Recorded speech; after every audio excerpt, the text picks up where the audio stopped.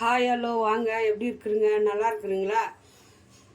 இன்னைக்கு அஸ்வினி சீக்ரெட் சமையலில் பாருங்கள், காலிஃப்ளவர் எடுத்துருக்குறேன். சூப்பராக காலிஃப்ளவரு.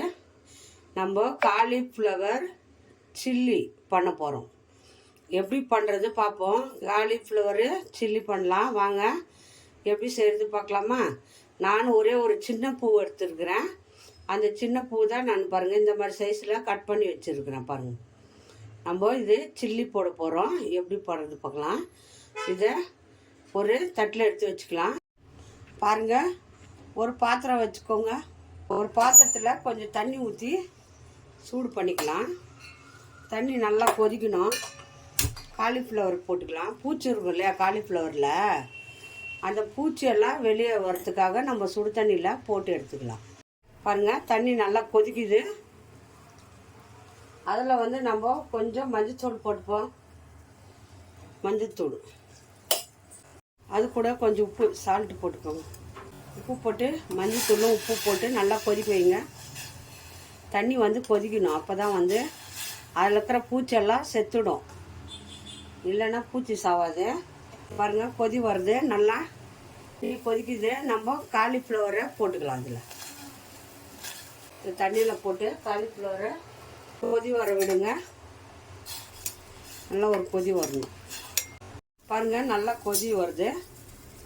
இது ஒரு கொதி நம்ம ஆஃப் பண்ணிடலாம். பாருங்கள், ஒரு கொதி வந்ததும் ஆஃப் பண்ணிடலாம்.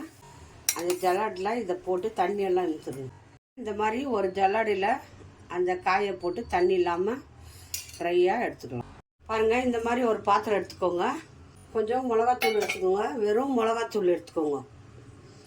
காரம் எவ்வளோ வேணுமோ அவ்வளோ போட்டுக்கோங்க. நான் காரம் கொஞ்சம் தான் போடுவேன். காரம் ஜாஸ்தி வேண்டாம்.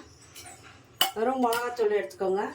கூட கொஞ்சம் சால்ட்டு, நம்ம காயில் இருக்க சால்ட்டு போட்டு இருக்கிறோம். காயில் சால்ட்டு போட்டு இருக்கிறோம், அது கொஞ்சம் போட்டுக்கோங்க. கொஞ்சம் கரம் மசாலா தூள் போட்டுக்கோங்க. கொஞ்சம் கரம் மசாலா தூள், உப்பு, கூட இஞ்சி பூண்டு பேஸ்ட் அதையும் போட்டுக்கோங்க. ஒரு ஸ்பூன் முழுசாக போட்டுக்கோங்க.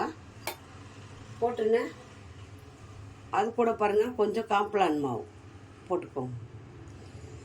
சோள மாவு கொஞ்சம் போட்டு நல்லா பிசைஞ்சிருங்க. கொஞ்சம் லைட்டாக தண்ணி போட்டு லைட்டாக கொஞ்சம் தண்ணி தெளித்து அதை நல்லா நைஸாக பண்ணிக்கோங்க. கொஞ்சம் தண்ணி ஊற்றி எல்லாம் மிக்ஸ் பண்ணிடுங்க. கொஞ்சம் கொஞ்சமாக தண்ணி ஊற்றி அதை நல்லா மிக்ஸ் பண்ணுங்க.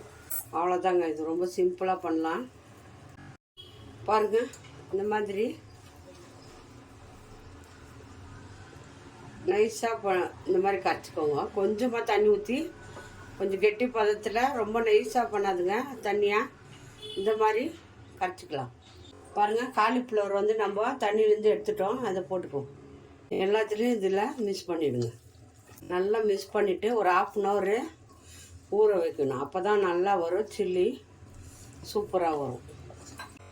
நல்லா டேஸ்டியாக இருக்கும். இது நல்லா ஒரு 1/2 hour மிக்ஸ் பண்ணிவிட்டு மூடி வச்சிடணும். இதிலே ஊறட்டும். ஊறின பிறகு நம்ம பாருங்கள்,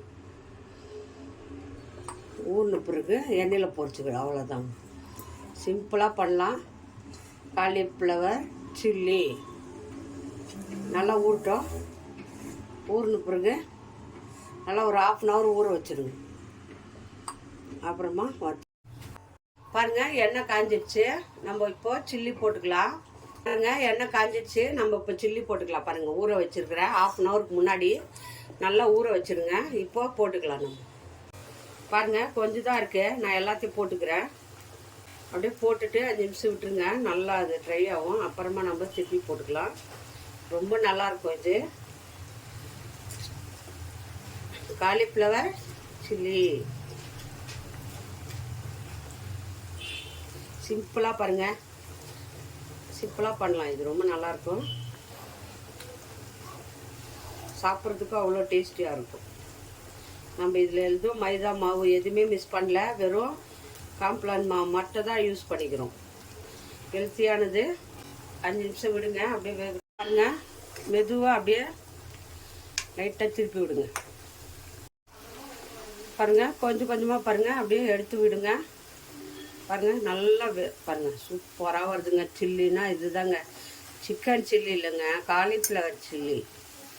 பயங்கர டேஸ்டியாக இருக்குங்க. சிம்பிளாக பண்ணலாம், ஒரு கஷ்டமும் இல்லை. நான் எப்படி மிஸ் பண்ணி எப்படி பண்ணணும் பாருங்கள். எவ்வளோ காலிஃப்ளவர் இருந்தாலும் இதே போல் செஞ்சால் எவ்வளோ வேணாலும் செய்யலாம்.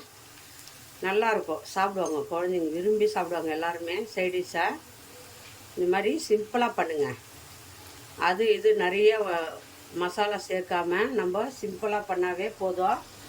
இது ரொம்ப நல்லா டேஸ்டியாக இருக்கும்.